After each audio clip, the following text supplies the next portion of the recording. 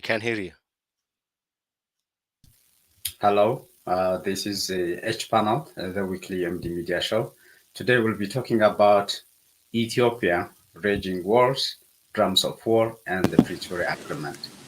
We'll be talking about the war in Amhara, Oromia, and the drums of war in relation to Tigray, and the Pretoria Agreement, of course, between the TPLF and the federal government of Ethiopia.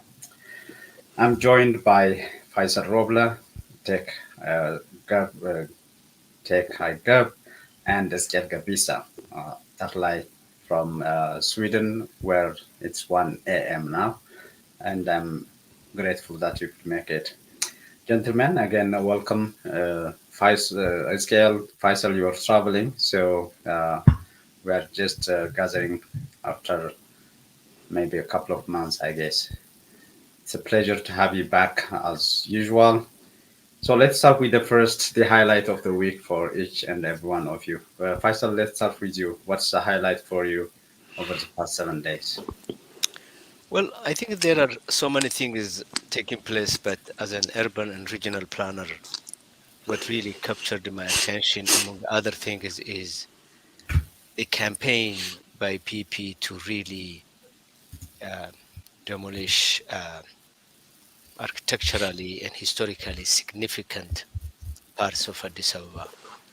And as you know, I mean, this has been going on. This was started with the massive demolition of Muslim mosques some time ago, where 20 or plus mosques, some of them historic, were demolished without any regard for the significance of those architecturally significant resources to the Muslims and to the rest of Ethiopians, as well as to the Horn of Africa. As you know, Ethiopia is a very old country with a special relationship with Muslim and Islam. And I wrote an article at the time where I really looked at this issue of demolition of urban fabric in a very deeper way. And that is not stopping. Now we are hearing that a lot of resources have been lost and demolished in Piazza and in many parts of the city. And as you know, Addis Ababa is about 100 plus years old. And of course, there are controversies as to how people are interpreting this issue. Some look at this demolition, particularly nowadays in Piazza and in the city's center, as a way for PP to promote one culture over another.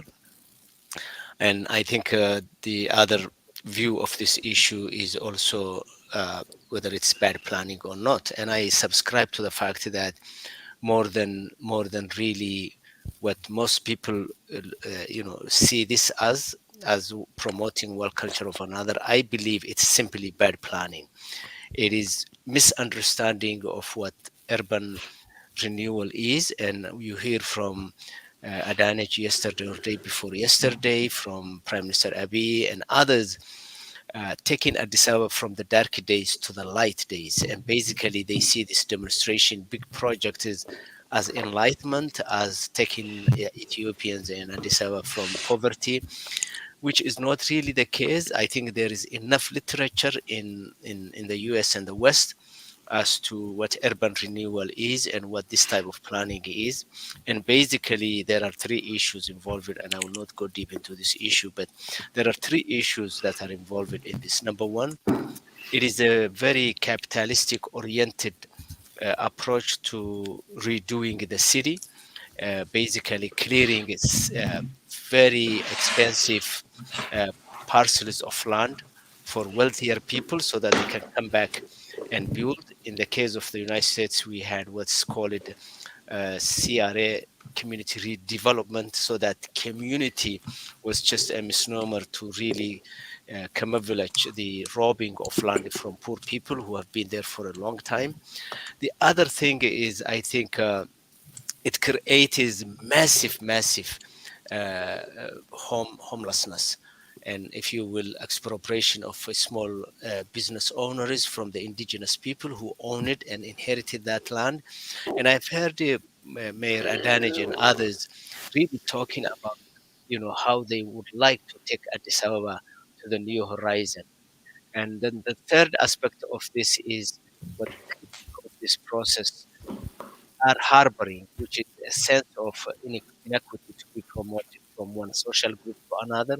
And basically, planning slash zoning of urban development can be utilized to push one side or one group of the community to another. There's a rich history in literature how in the United States zoning was used to promote racial inequity and displacing black people at the expense of white people, or sometimes creating separation and sort of creating enclaves for black people from the greater society. So I think more and more for me, what I see is not what some people are calling this project, which is hate of Amara or Addis Ababa, as they call it, at the expense of Oromo, or promoting Oromo at the expense of others.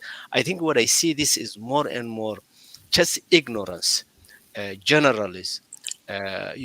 People like Prime Minister Abiy envisioning how they would like to redo the city in their own vision, sometimes from Christian point of view, sometimes from his own spiritual and dreams. And throughout the history, dictators are known to really get fascination or fascinated with urban renewal. And I think what we see at Addis Ababa is an autocrat who thinks that he knows engineering, he knows urban planning, he knows landscape, he knows, architectural, and in the meantime, we are losing significant historical resources. The last resource that I have heard or read being lost is Dr. Workine's house in Piazza, which I understand was one of the early doctors at the Menelik court. So, whether you agree with the history and the role of the person is one thing, but there has to be a consensus among the policymakers as to how to preserve architecturally significant historical sites. Sometimes painful for some gurus, but I think there seems to be an arbitrary way of getting rid of so many resources. And I'll stop here. Thank you. Thank you, Faisal. I think there are reports where they said 42 buildings that were registered as heritage sites by the city itself. Out of these 42, 36 are demolished or to be demolished. Only six will be, I think, preserved. So, Skal, what about you? What caught your attention over the past week? Nothing in particular stood out for me uh, because it's been a while and a lot is happening in the country. So not that much, but I observed two stories indicating that the biggest threat to the reign of prosperity party, and I use that word reign advisedly because it's not ruling, it is simply hovering over the country, that the economic situation is the biggest threat than the political military um, threats presented by the insurgencies. The first is the picture that has now become viral on social media. It's a picture of a PhD candidate who has served as a university professor at the Wallo University for years and has now become unemployed and has become out there begging for begging in the streets of Addis Ababa. It is a story showing that the economy under the Prosperity Party is unable to absorb even highly educated college graduates in desirable fields like statistics, which is what the young woman is a graduate of. That she has a master's degree in statistics, a PhD candidate, but could not find employment. The saddest part of the story is not the bleak future that counter that is in store for Ethiopia's young uh, and university graduates. It's not that this is really a heartbreaking story, but the regime's uncontrollable urge to suppress any story that counters the ruling party's incessant proclamation that the country has reached an unprecedented height of prosperity under its rule. The numbers don't bear it out, but the officials of the Prosperity Party have no qualms whatsoever to simply invent numbers and tell us that in the next 2 or 3 decades, that Ethiopia will be one of the economically dominant countries in the world. And they tell us outright that their plan in 10 years, in 15 years, and 20 years, that's what they're saying, the benchmark, and there are benchmarks where Ethiopia is going to go. So to be honest, the unemployed former professor at Wallo University is not a politician trying to refute the government's storyline. She's just begging for the generosity of passers-by to survive one day. But even an unemployed pauper is a saboteur in the eyes of Prosperity Party. It's a threat to the Prosperity Party's image or a mirage of prosperity that it has risen to stratospheric height. They don't want that. So even poor people should be silenced in order to make sure that what the Prosperity Party claims holds the day. That is the story that even about the urban renewal or whatever it is, the demolition of the oldest part of Addis Ababa is basically a campaign against poor people who cannot survive in the cities, and making it, as Faisal said, a comfortable place for rich people, for prosperous people, for prosperous members of the party. Now, the other story is really funny if it's not. It's really funny if it's not absurd.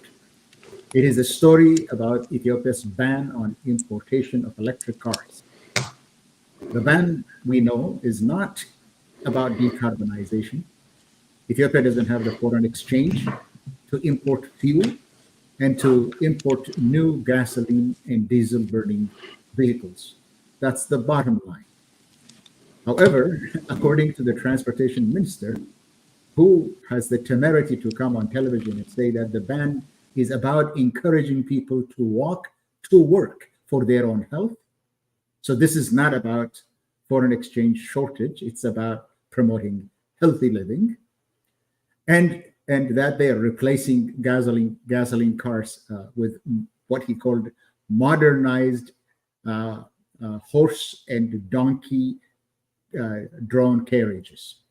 And this is for climate change, to help with the climate change and reach Ethiopia's goals.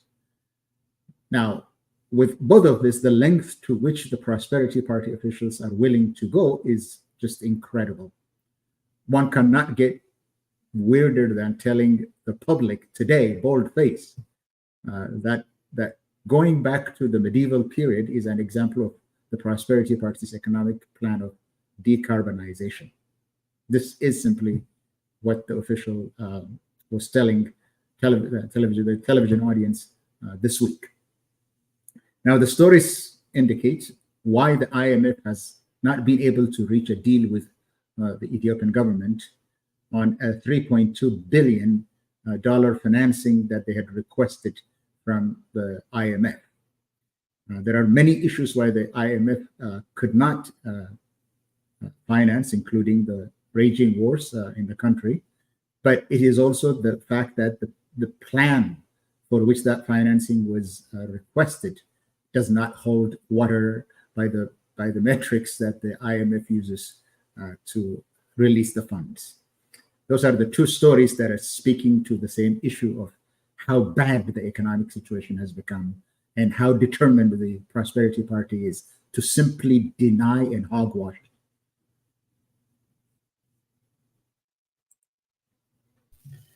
Thank you, Scale. I think we lost Faisal, but he will come. Can you hear me? Okay, great. So again, what is a highlight for you in terms of what stood out over the past 7 days, let's say? You are muted.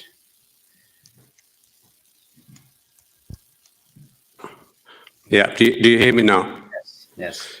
Yeah, so if I could highlight a couple of them. One is the regime is trying to celebrate Abiy's 6th-year anniversary since he became prime minister. And if you have been on social media, you'll have noticed that his foot soldiers are out in full force on social media, giving testimony to the greatness of Abiy, essentially making the point that since he became prime minister, Ethiopia has become land of honey and bread and butter. That is essentially the point that they are making. The ministers on Twitter and all that. So they are trying to celebrate the 6-year anniversary. Of course, the thing that they say are completely deranged, but that is to be expected from the ministers of Abiy Ahmed. So there is no surprise there. But again, this is not related to what we are here to discuss. But I think it's important to clearly state what Abiy's legacy is in terms of the economy. But I think Eskel explained eloquently that it's essentially Ethiopian economy now is in doldrums. It's dead. There is nothing to speak of economy. So that is one of Abiy's legacy. And in Tigray alone, under Abiy's watch, close to 1 million people died. And that is entirely his own responsibility. And nobody knows how many people will have been killed by now in Oromia, and nobody knows how many people will have been killed in Amhara. But we know that more than 1 million people have been killed in his reign under his watch, and that is his legacy. And there is nothing to speak of, by way of a system or any ideology or any horizon that Ethiopian people could hope. If anything, that the situation by every metric is getting worse and worse by each passing day. And that is Abiy's legacy. I think almost any serious person who observes Ethiopian politics is just expecting the full and total disintegration of the country. Nobody's expecting that the fortunes of Ethiopia would change for the better under Abiy Ahmed. So those would be Abiy Ahmed's legacy. To just put the record straight. But in terms of events that happened last week, one of them is there seems to be an agreement between the Tigray interim administration and Abiy Ahmed about the modality of how to return IDPs in Tigray to Western Tigray and to Raya. And by the look of things, the agreement seems to be that the federal government or Abiy Ahmed and his troops will remain in charge of governing the region, and the people in Tigray who had been displaced from these areas will return. And again, the surface reading of the agreement seems to be, I was reading a report that people will return and they are somehow going to elect their own administrators. And when the conditions are right, they are going to hold referendum, both in Western Tigray and in Southern Tigray. Again, the details of how they are going to be executed, these things, the referendum, who is going to oversee it, how are they going to make sure that it's fair and impartial? It's not stated, but that seems to be the agreement that they have reached. Again, the Tigray interim administration apparently under enormous pressure because people have been living in squalid conditions for 3 years now. And winter is coming. It's going to be rainy season, so it's the government in Tigray is under pressure to return the people under any circumstance, and that seems to be what Abiy is exploiting, the desperation in Tigray. The other point I would just like to mention is it's actually interesting. It's a statement that came from Djiboutian minister about an alleged agreement between Abiy Ahmed and Isaias Afwerki for Ethiopia to use Eritrean ports after Ethiopia and Eritrea had totally destroyed TPLF. And when that didn't happen, apparently Isaias Afwerki reneged on that agreement, and that is the reason why Abiy had to go to Somaliland and all the fiasco that followed. Again, this shouldn't come as a surprise to anybody because all of us suspected that there was some sort of agreement between Isaias and Abiy, and when Abiy sort of angered Isaias, that is how the whole thing unraveled. But it was interesting to hear from a Djiboutian prime minister clearly stated that is what happened. So those would be the highlights. And just one more point. You'll have noticed that Abiy Ahmed has been having meetings with various, in his words, representatives of communities from Tigray, from Amhara, from women, from religious figures, and I think tomorrow again, according to if reports are to be believed, is going to have a meeting with opposition parties, essentially to lecture them how to be opposition parties. It's very, very deranged stuff from Ethiopia. The idea that the prime minister of a country would give lecture to opposition parties, to the very people who believe that he is not good enough to be prime minister. So if you think about it, it's deranged. But welcome to Ethiopia 2024. Thank you, Taglai. That's actually a good segue into the topic of the day, at least in terms of drums of war and Pretoria Agreement. So on March 16th, among these 10 public meetings the Prime Minister held from Amhara, Oromia, Somali, Afar, Harari, Gambela, Benshangul Gums, and Redar City, and then Southwest, Central Ethiopia, South and Sidama regions, Ethiopian Orthodox Tewahedo Church, Tigray, Ethiopian Evangelical Council, and along the regional representatives from member churches, and Ethiopian Islamic Affairs Supreme Council, and further from various regions. And number 9 was loyal high taxpayers and women. So as Taglai mentioned, with the opposition party reps maybe tomorrow. So on March 16th, he talked to representatives from Tigray, and this is what he had to say about a war coming. የሚደረግ ጥረት አዋጭ እንዳልሆነም ተናግረዋል። ትግራይ ሆነው አሁንም በሆነ ሰበብ ሌላ ጦርነት ለመፍጠር የሚፈልጉ ሰዎች ተው በሏቸው፣ ጥቅም ስለሌለው በኋላ አልነገረንም እንዳትሉ፣ ይቅርብን፣ እንነጋገር። እናንተ እስካሁን ድረስ እናነጋግረው ብላችሁ እኔ አላናገርም ብዬ አላቅም። ማናገር ስትፈልጉ ጉዳይ ካላችሁ እንደዛሬው ወይ ለጌታቸው ወይ ለአብርሃም ለካችሁ 10 15 20 ሆናችሁ አነጋግሩ። ለማነጋገር ዝግጁ ነኝ። ከዚያ ውጪ ውጊያ አያስፈልግም። ከመጣ ሌላ ጥፋት ነው የሚያመጣው። እስካሁን ከመጣ በላይ ጥፋት ያመጣል። ይሄን በእናንተ በኩል አደራ።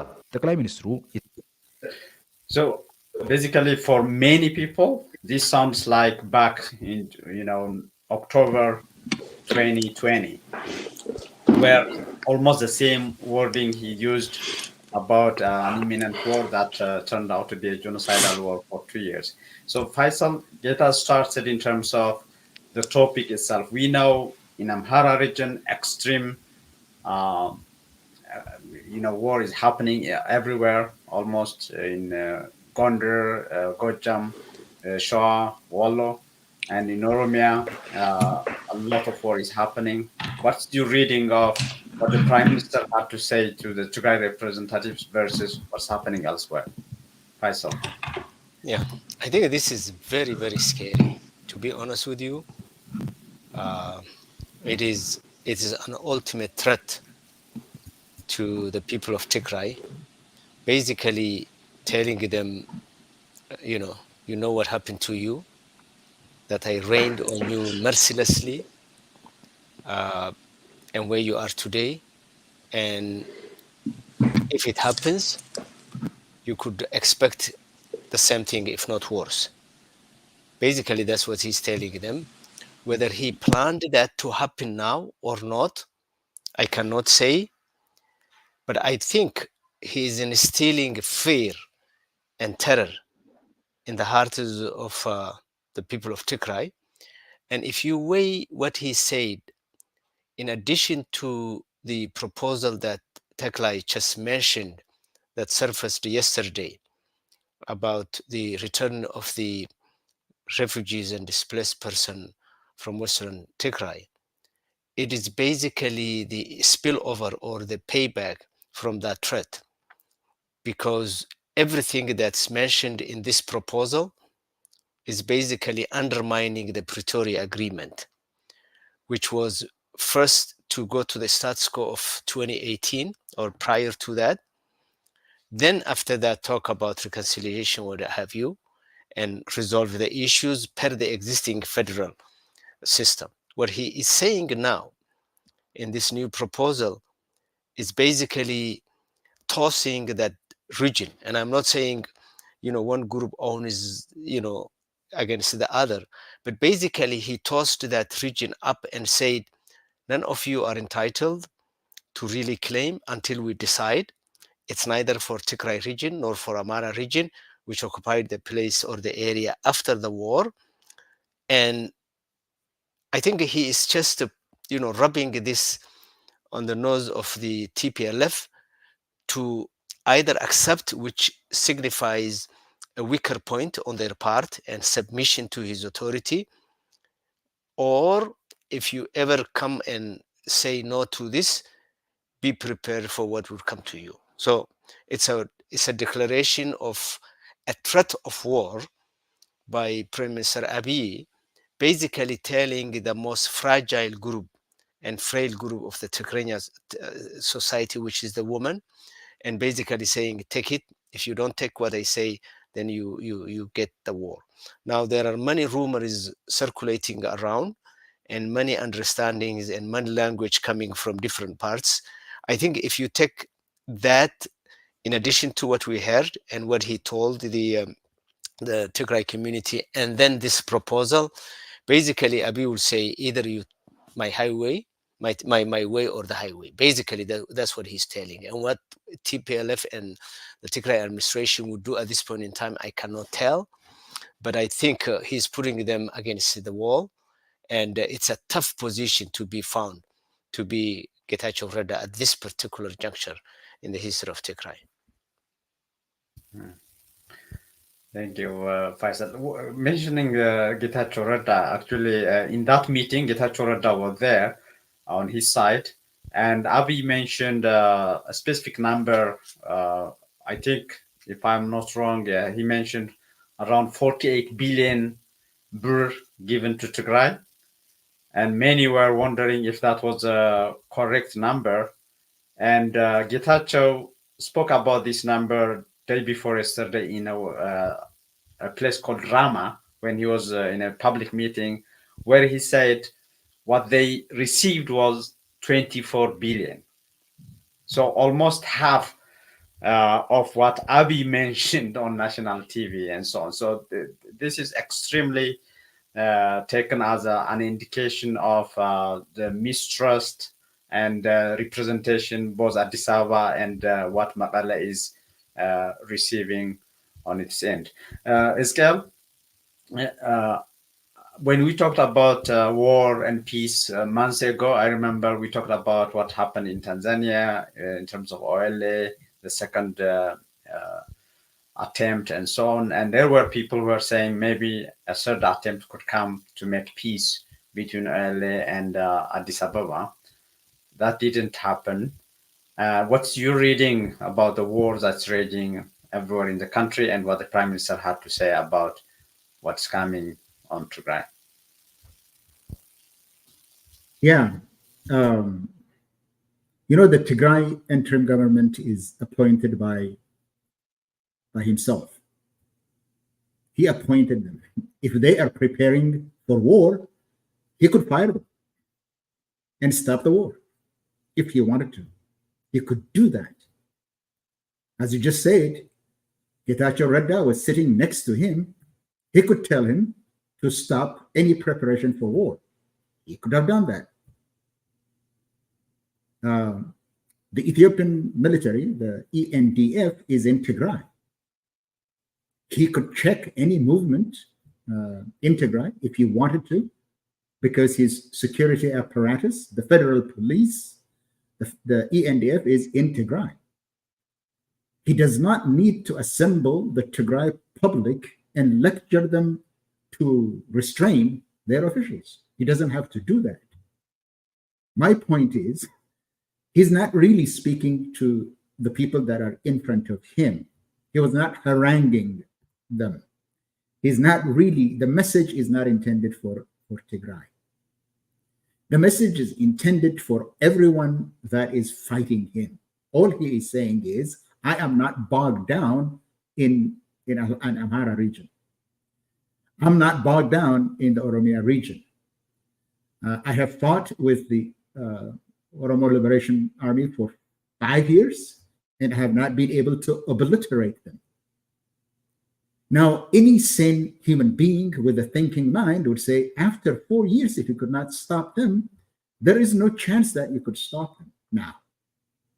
When you are weak, when you are fighting war on multiple fronts. So he's using the rostrum, the ability to speak to other parties as well, that I am still a potent person here. I could crush you, I could obliterate you, I could do whatever I can. I'm not as weak as you think. The point that the audience is not the people that are in front of him or people in Tigray.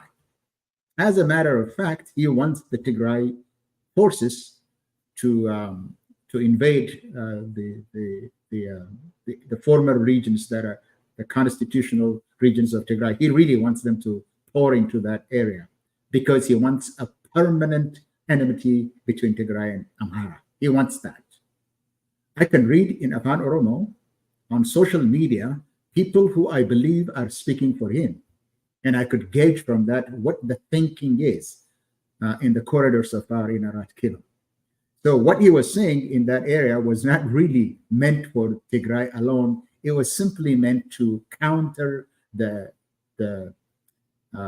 fact that in Amhara, it has proven to be a quagmire for the ENDF. And there are stories, by the way, from the Oromia region in areas that are known to be the stronghold of the OLA, in Horo Guduru, in Kellem. They're saying that we've taken this land, we have captured that many ammunition and killed 58, 59. But these are simply stories to create a mirage of power. He knows that economically he cannot wage any more war. He knows that the ENDF itself is tired.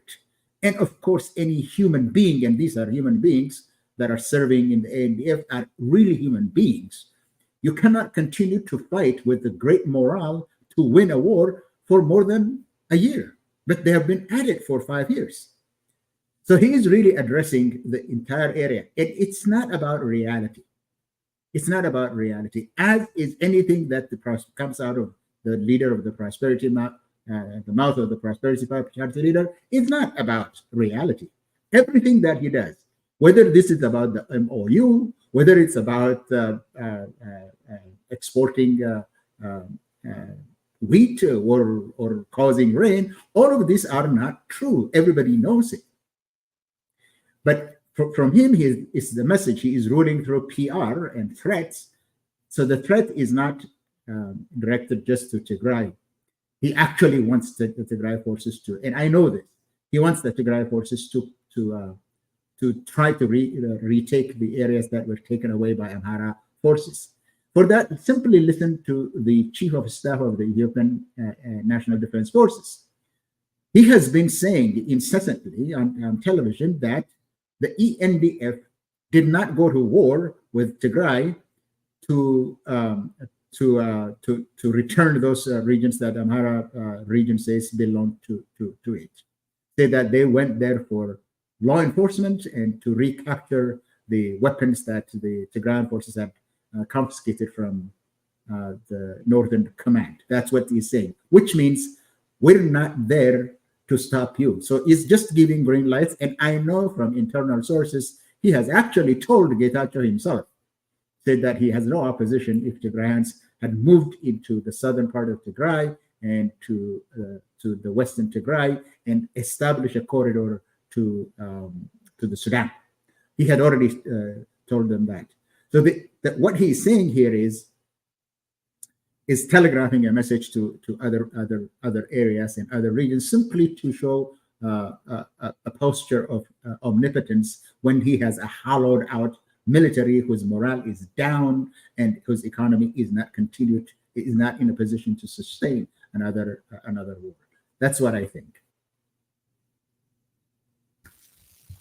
Okay, take specifically on your reading of how Tigray is seeing this, what was said on March 16th, and as well in terms of the overall implication. In that plan, you mentioned about returning IDPs. There is a wording that caught my attention. I don't know if you can speak to that. This is where it says, this would be only about Raya and Alamt, and the second phase would be about Walqait. So there are people who are saying why this is phased out. Is there anything that has to do with the corridor and so on? Well, so what they say is that let's try the scheme on a small domain, and if it works, we're going to expand it. So that, as far as what they are saying, that is the point. But of course, I think it's sensible to expect there is more sort of nefarious reason for Abiy to do that. Maybe I will come back to that. But in terms of the meeting that Abiy had with the Tigrayan representatives, I think, like as Gail said, he was speaking to a wider audience than the people who were in attendance. There is no doubt about that. And from my reading, it looks like Abiy has some disparate, sometimes contradictory interests when it comes to Tigray. On the one hand, like Gail said, it looks like Abiy wanted the TDF to remain intact. He even seems to want them to help him in his war in Amhara. And it looks like he wouldn't mind if the Tigrayan forces were to advance into Western Tigray and Raya, and even all the way to Amhara. That seems to be something that he would quietly welcome if they were to do that. And maybe even internally, he's encouraging them to do that. Maybe he's even firing weapons to them to do that. Definitely, that seems to be one of the signals he's sending. But Getachew, in the meeting he mentioned, he also says, he calls on the Tigray people to support Getachew Reda, and that was his way of saying support Getachew, but not the other people in the TPLF who are supposedly getting in the way of Getachew. So that is the hardcore TPLFs like the Debrecyans and the other people. So he also seems to be trying to create some sort of wedge between the part of the TPLF whom he thinks are more pliant, more amenable to his desire, so that is the Getachews, and the people in the interim administration, and the Debrecyans and the Getachews who Abiy thinks are not amenable in the way that the others are. So he seems to be trying to create a divide that he could exploit. And that doesn't quite square with his desire for the Tigray forces to remain intact and to remain a force to be reckoned with. And there are a number of other things that point to a lack of a coherent strategy when it comes to Tigray.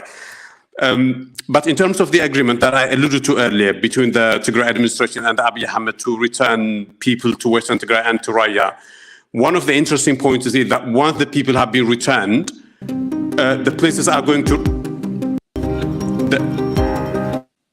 Do you hear me? Yeah, once the people have been returned, the places are going to remain under federal administration, and the budget is going to be sent directly from the federal government. So not budget to Tigray government and then from Tigray government to those places, but Abiy is going to be directly in charge of those places. So it looks like to me one of the ideas or one of the experiments that they might want to try in Western Tigray and in Raya is to create new regions or new kulilis in the way that they did in southern Tigray.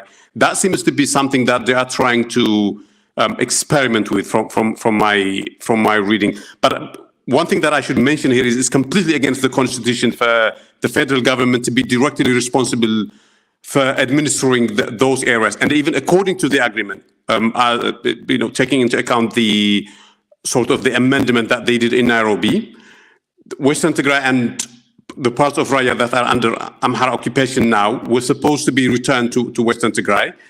That is how the so-called contested areas were supposed to be resolved.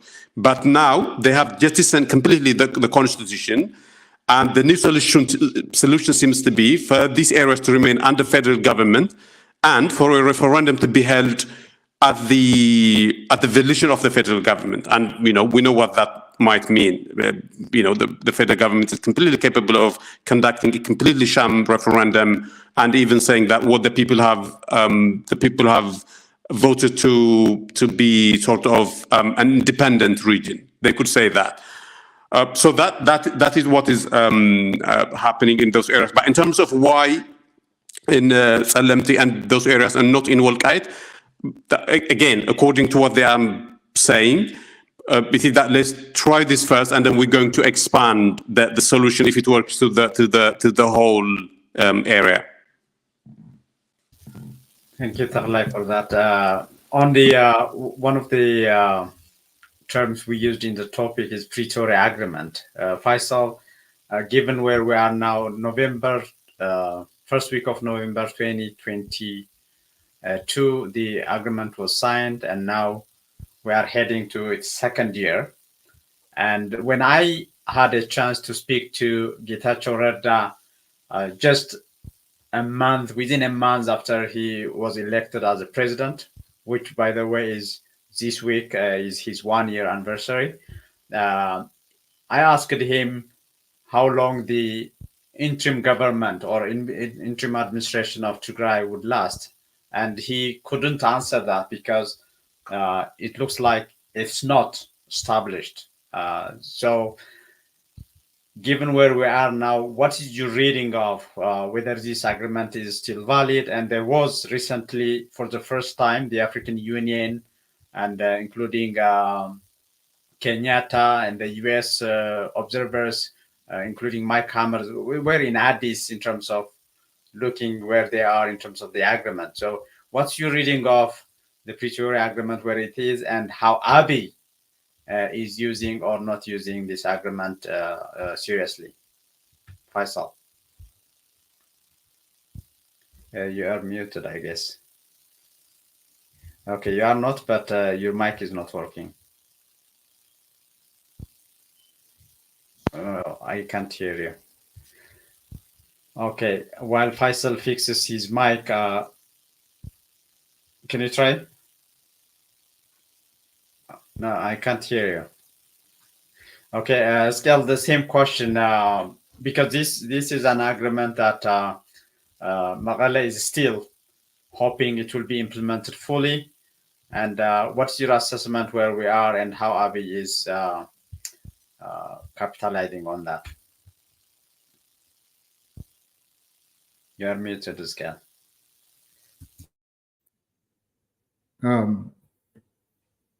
Well, I mean, it's very difficult to predict what Abiy will do. One thing that I could say with some confidence is that he wants the chaos. He wants the unpredictability. He wants the division within the country. And I agree with Taklai that he's not only pitting one region against another, but he's also pitting people within the same region against each other. And that's the way he could stay in power, because that's the only thing that matters to him.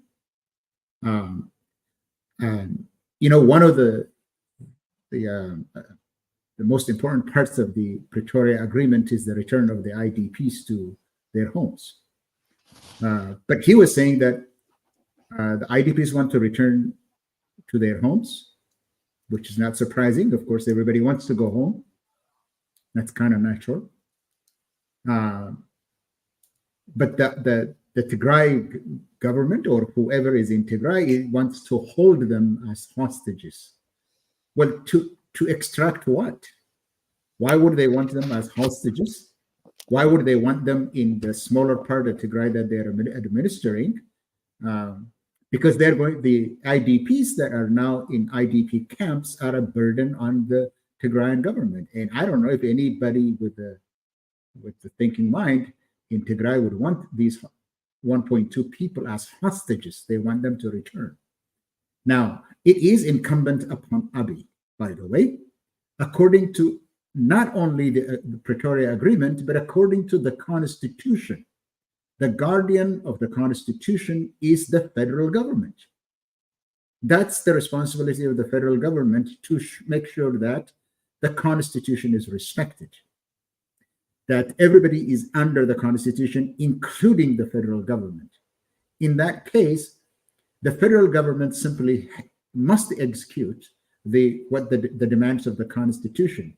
It has the ability to do that, and it has the responsibility to do that. And what I mean by that is the western part of Tigray is a constitutionally defined area of Tigray. It doesn't belong to Amhara or Eritrea or anybody else. To return to the status quo ante, the federal government, it's incumbent upon the federal government as a signatory of the Pretoria Agreement to do three things. Number one, remove all foreign forces and non-ENDF forces out of Tigray. That is the first thing to do. That's the requirement of the agreement. Number two, it has to make sure that the territories of the regions, whether that is Amhara or Tigray, revert back to the status quo ante, the way it was under the Constitution before the war that ended up putting Western Tigray and other parts of Tigray, some parts of Tigray under Amhara, and some parts of Eritrea under some part of Tigray under Eritrea. But Mr. President of PP is invoking the Algiers Agreement about Eritrea. What does that have to do with the Algiers Agreement? That's something else. So the responsibility of the government is to defend Ethiopia's territorial integrity, but it's not living up to that idea, looking for excuses about the deader than dead Algiers Agreement.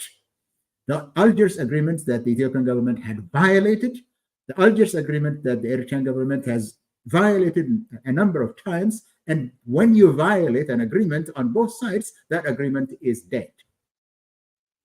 That's the way it is. Once you have violated it, it's not standing. But he is invoking about the agreement not to do what it is supposed to do. The third thing is the return of the IDPs. If the Ethiopian government wants to live up to the agreement and up to its responsibility as the guardian of the Constitution and as the body, the federal body that is able to do what it needs to do because of its economic power and military power and security power, it's the government. Just do your job. It's about doing the job. It's not even about the Pretoria Agreement. To execute the demands of the Constitution is the responsibility of the federal government. They're not going to do that. So they want it. They actually want it. It's not the forces in Tigray that want the IDPs to remain in place. It's the federal government that wants them to remain in place. There is no other way to interpret what's going on. The government has the responsibility. The federal government has the responsibility. It also has the ability. It just doesn't have the willingness to do its own job. That's what I think about it. Thank you, Skal. Faisal, can you try now? Yeah, can you hear me? Yes, Yes. we can hear you. Yeah, I think Scale touched most of the issues with regard to this. I am very much convinced that a good part of the Pretoria Agreement is dead. And particularly as it pertains to return of the status quo before the war, per the Constitution, that party has been completely eroded. Whether Tigray forces and leadership in behind the closed doors accepted that, we cannot say. But I think from the point of view of the three major issues of the Pretoria Agreement, much has not been done.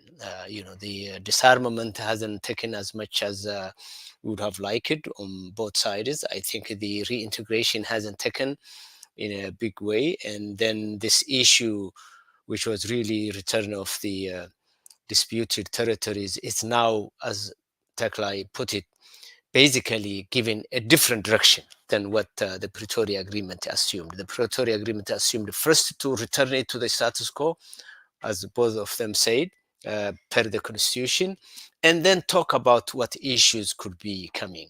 I think that has been, thrown out of the window by the leadership of Addis Ababa.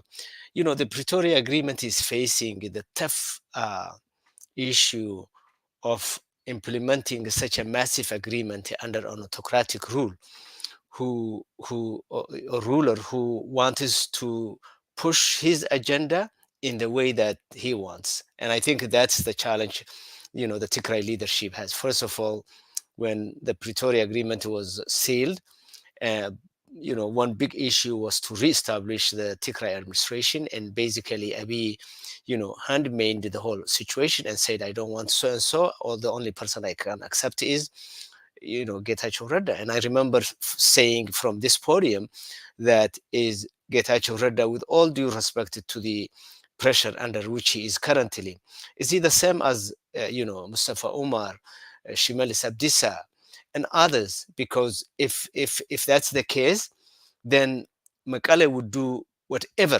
Addis Ababa wants it to do, as it does with the other regional capital areas such as Jijiga and Adama and else. And I think that's Abiy's vision, and I completely buy the notion that says Prime Minister Abiy would like to take the disputed area in a different direction, probably create a long-standing district, initially put probably under the federal administration, which would it be within 60 days if the work program that they outlined works, and then after that plan sort of election or balabicit, which probably could be given three options: to go to Tigray, to go to Amara, and to form a new region.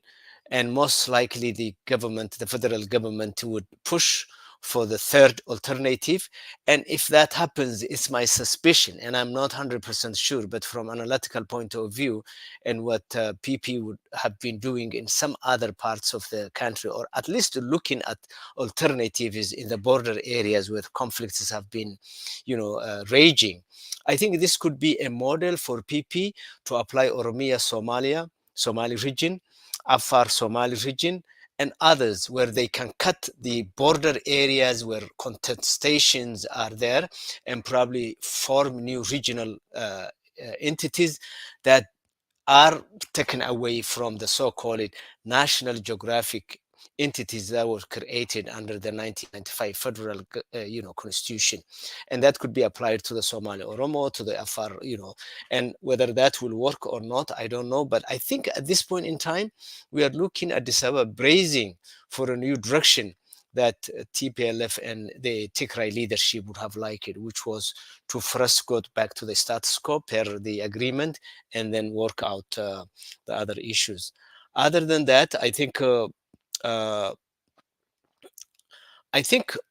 I have a very sneaking sense that Abiy is working very hard behind the scene to turn the Tigray administration, or bring a bar with the rest of PP-controlled regions, like Somali, like Afar, like Amara, and basically completely, if they succeed with that issue, then the whole notion of and war is stopped, the whole notion of regional autonomy for the regions could be, bid farewell and goodbye. And I think Abiy would like to see, with his supporters, would like to see, not to completely get rid of the regional systems that we have, but I think it mutate in such a way that it's not what it is today, where Tigray is one nation state within the federal government, Somali, Oromo, Sidama, Afar, and others. I think he will work very hard to get away from that model and see. And I think he may have support from some of the interlocutors, such as like the United States, because what I'm hearing is that, they're, very much hungry. The international community is very much hungry, A, not to have a second war in Tigray, and B, to have a model where, the so-called quote unquote ethnic federalism can be softened. And I think maybe we could move into that direction. I'm not sure, but I'm just stipulating what I see on the ground. Great, thank you, Faisal. Let's go back to Magala and how Magala is waiting, or in a waiting game mode in terms of the Pretoria Agreement, what Abiy may and may not do. One thing that was mentioned, not broadcast on the national, on the state TV, but there are reports that he told the Tigrayan representatives how he tried to appoint some Tigrayans from TPLF and otherwise in the federal cabinet, but refused. He said they refused to do that. And are you seeing that Tigray is playing its cards, if any, the right way by just waiting and seeing all this? Well, I think it's fair to say that Tigray is, politically speaking, dead. I think that the TPLF, because Abiy has managed to infiltrate among them now, there is a high degree of mutual suspicion between the TPLF. So it's not operating as a unit, as a party where people sit down and negotiate and come up with their plan, with their strategy to how to deal with Abiy. That is not happening. I think that the first mistake that the TPLF made in terms of its strategy was agreeing to set up a regional administration that was accountable to Abiy rather than to the regional council. When they agreed for the abolition of the regional council, and when they let Abiy have a complete say on who holds what position and all that, they lost the game. And since then, it has been easy for Abiy to put them in whatever direction that he wants. And now there are people who are completely against what is happening now. Even against the interim administration, who are unhappy, who have been sidelined. And then there is the interim administration who doesn't really have a support, a base in Tigray, whose sort of sense of legitimacy comes from Addis Ababa. But even then, there is a mutual suspicion because, let's face it, Abiy, they can't see him as an ally because of what happens for the past 3 years. So the interim administration is sort of stuck between a hard place and a rock in that sense. But the cumulative effect of all of that is that Tigray as a political entity is just dead. So you can't even speak of whether or not they were playing their cards in the right way or not, because they're not playing at all. They're not even playing a bad card. It's just dead. But if I could add some points as to what Ezekiel said, the hostages, for instance, Abiy has been saying that the Tigray government has held the people hostage. When he says that, what he means is that they have refused to return the people on his own terms, on Abiy's terms. And what is Abiy's term? That he remains in control of those areas. He gets us to say who is eligible for returning and who is not, because they have these. They talk about people who had committed crime when they were there to grants, and that they shouldn't be returned to Western Tigray. So Abiy and his forces will be in complete control as to who returns and who doesn't return, and what kind of administration is set up, and when referendum is held, and all that. And Abiy wants the Tigray government to agree to that term. And when they refuse, for obvious reasons, he's accusing them of holding the people hostage. And actually, one of the political narratives now in Tigray, that if you say, well, people shouldn't return to Western Tigray and to Raya before Abiy could give some sort of guarantee, you are labeled as a warmonger now. That is what they do to silence you from saying that. So when Abiy talks about hostages, that is what he means. He is telling the Tigray people, the Tigray interim administration, to agree to return people on his terms, and the terms are what I stated. And I think the Pretoria Agreement, it's not something, it's not a point that is often emphasized. It was by design very, very vague. When it says, for instance, that the Tigrayan forces would be demobilized concurrently to non-ENDF forces withdrawing from Tigray, nobody defined what it would mean in practice. Does it mean the Tigray forces demobilize in proportion to the amount of land that Eritrean forces and Amhara forces leave behind? Or does it mean that the non-ENDF forces withdraw first, and in response to that, the Tigray forces disarm? Nobody knows what it would practically mean. And it has proven very, very complicated as a result. And the second problem is the agreement wasn't signed in good faith. Abiy had to sign it because he was under enormous pressure from the US, and the Tigray forces had to sign it because of the siege. And if they had refused to sign the agreement, they would have been blamed for the catastrophe that would have obviously unfolded in Tigray. But otherwise, they didn't trust one another. It wasn't signed in good faith. And for that reason, each party was always going to exploit every opportunity to act in bad faith. And that is what has been happening, especially from Abiy's side. But I think the one point which is really, really emphasized is the way that Abiy is trying to go about it, about resolving the conflict, is completely against the constitution. Because now he is saying that he wants us to remain in control of Western Tigray and Raya. And of course, when he says referendum, what he means is a referendum that would confirm the result that he had already envisioned. And that the result that Abiy has in mind is for Western Tigray to become a new region.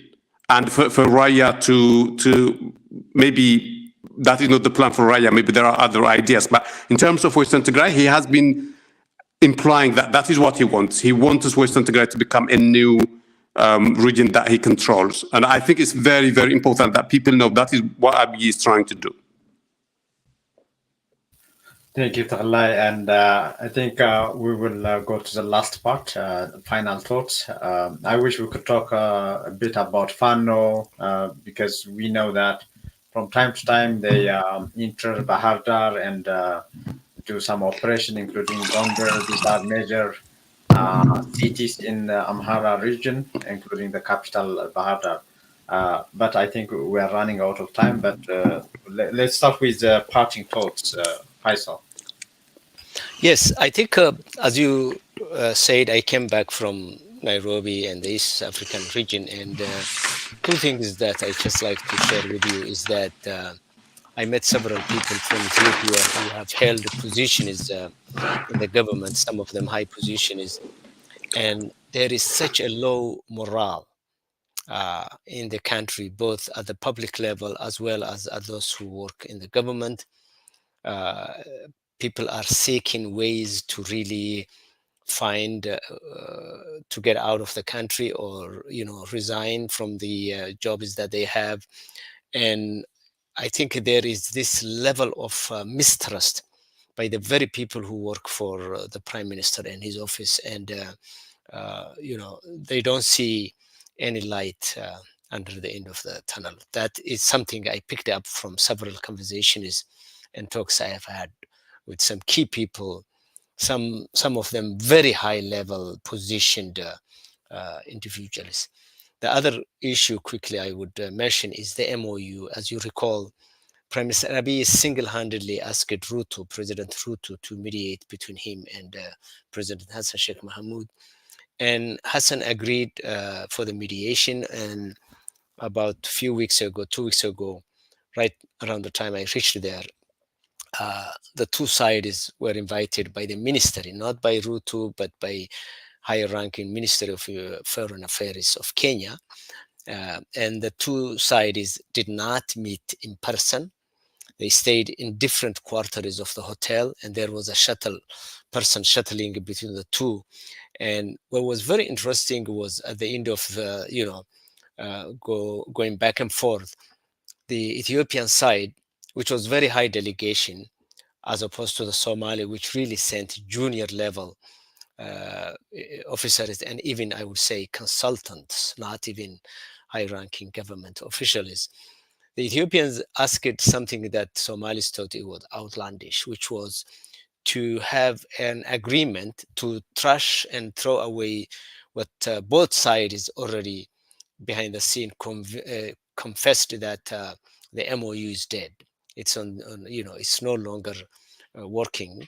But the Ethiopian side, in exchange of that, wanted to sign a new agreement with the government of Somalia that would be witnessed by Djibouti and Kenya, and as a guarantor by the United States of America, where Somalia would agree to let Ethiopia use its ports. And the Somali side said, well, do we have to sign an agreement for that, or MOU? There is already the United Nations regulation is that regulate the use of neighbor ports and access to the sea. There is no need for an MOU as long as you adhere to the international regulations. And the Ethiopians, did not like that. So basically, whereas the Somalis, although they were not as high level as the Ethiopians, were entrusted to make decisions on the spot, Ethiopians, just like the Pretoria Agreement time, were going back and forth and calling Addis Ababa. At one point, they were waited for about 4 hours to just make a decision on that last issue of making a decision and a final agreement whether they would accept what the Somalis said that they rejected. So I think the two things that came out for me from Nairobi pertaining to the MOU is, number one, Somalis are telling their last minimum agreed point, which is come internationally as a neighbor country, and let's talk about good relations, and you can have access to the sea per international agreement. That's number one. Number two, Ethiopia has already moved away from depending on the MOU and searched other venues, one of which is the venue of Lamu. And at the time I was in Nairobi, just a high delegation of Ethiopia left Nairobi, went to Mombasa, from Mombasa to Lamu, and then they drove from Lamu all the way to Moyale to see, the connection and make feasibility study. So Lamu is also in the picture at this point in time. So I think the MOU probably is dying a natural death. As you know, Musa Bihi is moving on a different direction, but there may be a second meeting between Somalis and Ethiopians pertaining to relationship in the future. So thank you. Thank you, Faisal. Zgal, your final thoughts? Now, I mean, just to tie together what Taklai was saying and what Faisal was saying as a final thought is that, yes, Abiy wants an agreement, the Pretoria Agreement, to be implemented on his own terms. That's true. But that's one day. He also wants the recent settlers to remain in place. How that works, I cannot understand. That the recent settlers to return to where they have come, or once they have come, so that you can make room for the original inhabitants of Western Tigray to return. It is true that the agreement was signed in haste because of what Taklai said, but there is a sequence to it, by the way. There is a sequence to it. That means remove the non-ENDF forces, because nothing else could happen with as long as they are there. As long as the Eritreans are there, as long as the Amara forces are there. So the sequence would have been, the logical sequence of the implementation of the agreement is to make sure that the non-ENDF forces are removed, but they have not been removed. As I was saying, that he was talking about Algiers agreement about the Eritreans, or denying that the Eritreans are there. So there is the logical sequence to that: remove them, and then return everything to the status quo ante, and then the IDPs return. That is the way to go about that. There is a logic to it, but he doesn't want that. Now, why does Abiy not want that? Look, the whole game for Abiy is not about faithfully implementing what he had signed. That's not about it. It's about how to protect his power. Right now, there is war in Amhara region. There is war in the Oromia region, or at least the ENDF is claiming that they have obliterated all our forces everywhere now. Everywhere. It's not only in Horogudru or in Kellam Wallaga, everywhere. That's what they're saying. I don't believe it for one bit, but they have stories on the NDF website that they've killed that many people. They have killed all the commanders. Some have surrendered. You hear all of that. The third thing is that I want to say is that why was Abiy meeting with representatives of the regions, religious groups in separate meetings? Why was he doing all of that for nearly a month for now? I think he is using the platforms to sow seeds of discord and enmity among the regions that are now at war with him. He is worried about these forces ganging up against him, forming alliances against him, and that is what he is trying to prevent. When he speaks to the Amhara, he accuses the Tigrayan, saying that you're going to be attacked. You're going to be subject of an onslaught. That's what he was telling me. Where is it coming from? Oh, from Tigray. So he's preparing the Amhara for another war, or threatening, or telling that you are in danger of being attacked by Tigray. When he speaks about Tigray, he is sowing social discourse so that Tigray doesn't come together, but also raising this enmity with Amhara. When he speaks to Oromo, he's saying this is your government. If the Amharas came, obliquely said that if the Amharas came, you are going to be destroyed, all of you. So keeping me in power is important. All of those audiences have different messages, but the entire message is to make sure that these opposition forces do not come together, do not talk to each other, and agree to remove him. That is what he is trying to prevent. The whole game is that. The other thing that Getachew, you asked me is that is the war possible? Look, I listened to Getachew Redda, the interim president of Tigray, in the English language, the interview that he gave to Al Jazeera or the CCTV. When he was asked directly about is war a possibility, he said, war isn't in the best interest of Tigray. That's not ruling out conflict.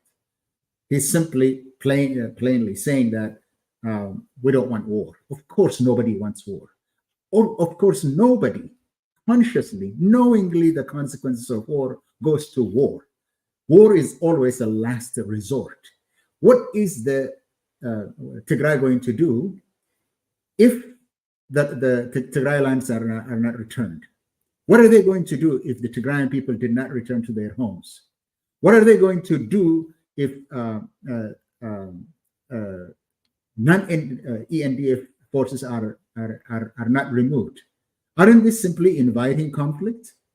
So the point is that this is really working in Abiy's favor for his express purpose. The one purpose that he wants is to live one more day in power by pitting one group against another within the regions and among the regions, to make sure that they're not coming together and not agreeing to have him as a common enemy. Agree at least that he is their common enemy. If they don't have a common purpose, they have a common enemy. That is what he's trying to obviate. That's what's going on in Ethiopia these days. Thank you, Zgal, for that. You reminded me about this article that was published months ago at Tighat, where Takla is an editor. This is about settlers from the Amhara region in the Western Tigray. I'm sure this is not the only, the final number, but this is not mentioned in this agreement or in this discussion between Addis Ababa and Maqala, I gather. Tech, anything you speak to that and in your final thoughts as well?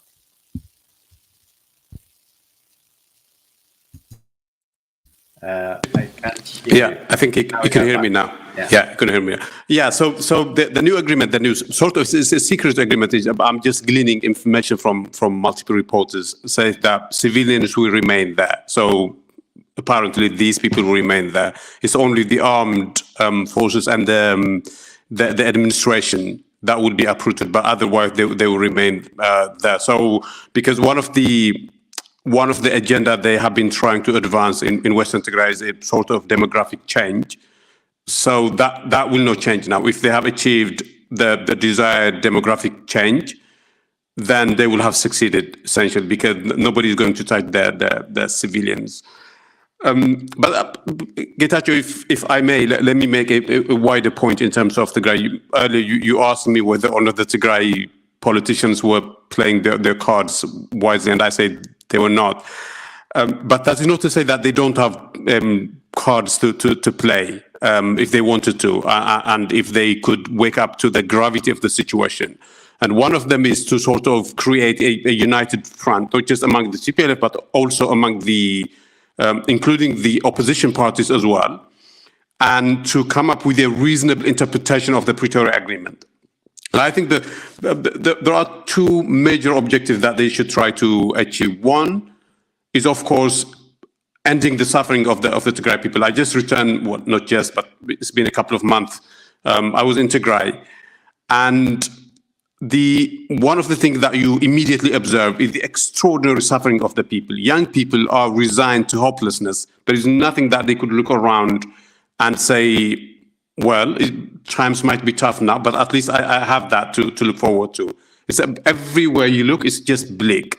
And the Tigray government has a responsibility, not just the government, but the TPLF and the opposition party have a responsibility to change that situation for young people, to tell young people that not everything is desperate, that the situation will change, and soon. I think that, and especially the condition of the IDPs is horrendous. People are suffering, and especially if the rainy season now comes, where they are there, it will be extraordinary suffering. So the Tigray government, the administration, the political party, the elites have a responsibility, a duty to help end that. That would be the first thing.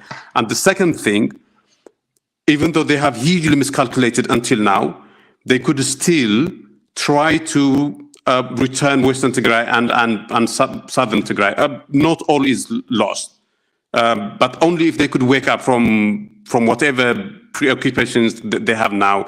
I think they have totally lost the forest for the trees in terms of how they have conducted, especially the TPLF.